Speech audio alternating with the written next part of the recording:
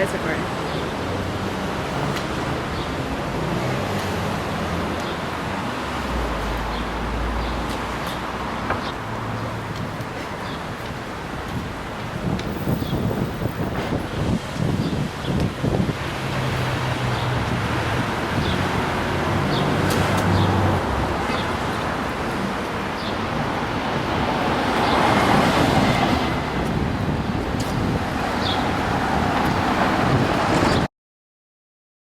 In 1964, United South End settlements recognized their urgent need for quality, affordable housing in the South End.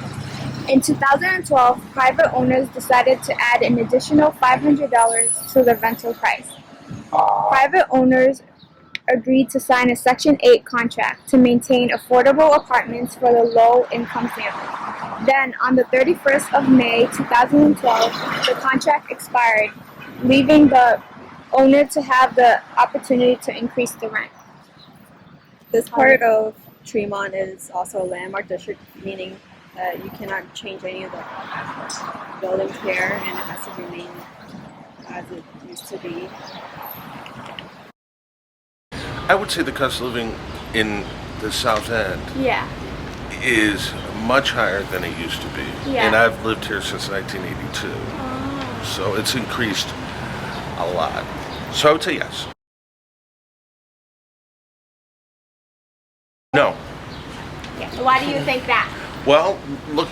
You know, I mean, all these places are being developed by people who, well, I won't name the names, but I know who they are. Yeah. And they're all looking for $1 or $2 million places, to develop, and they make a lot of money that way. But no, it's not like it used to be.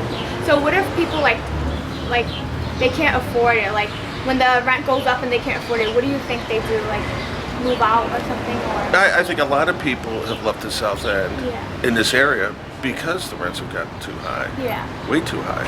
Way too high. Yeah, it went up. And do you or someone you know have experienced the struggle of living in the South End? Yeah, I live in the Because of South the End. rent? And did you have trouble about the rent because it's going up too high? Well, I tell you, I've owned two places in the South End, and I've sold them both to make a profit and everything. But at this point in time, I would not buy a place here. Yeah. And renting here is even expensive. Here in the South End? Well, it's depending on the size of the apartment, but I think you're talking about what, almost $2,000 a month. Yeah. And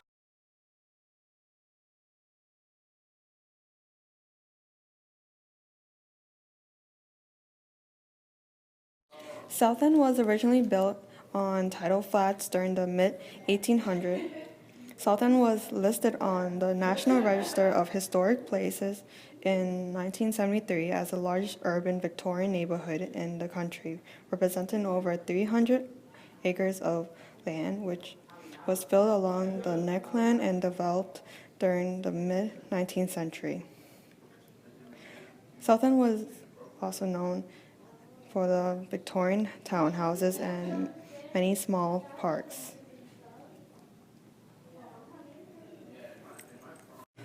Another thing about Boston is that it's known as the walking city.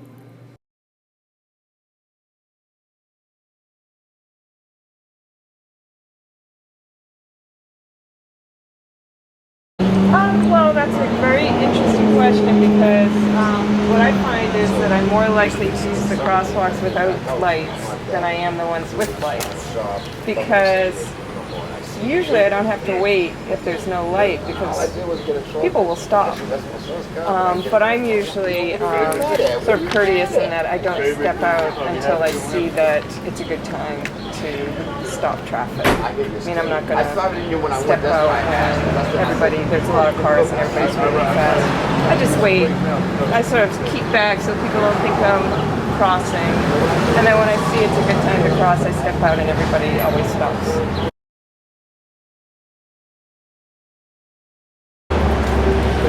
Now and then. But But I think it's because people are distracted, not because they don't want to stop.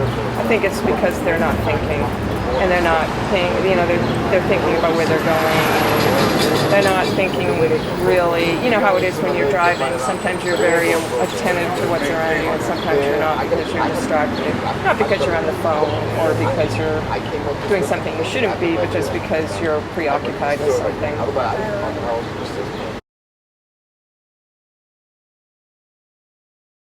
I don't use this crosswalk because I don't like that traffic light. I use this one.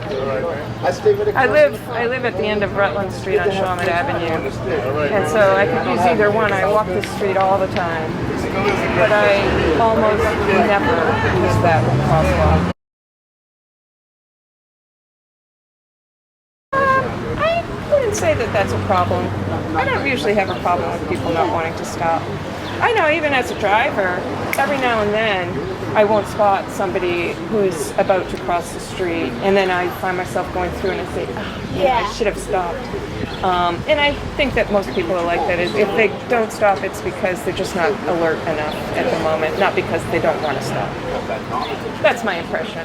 Whether it's true or not, I don't know.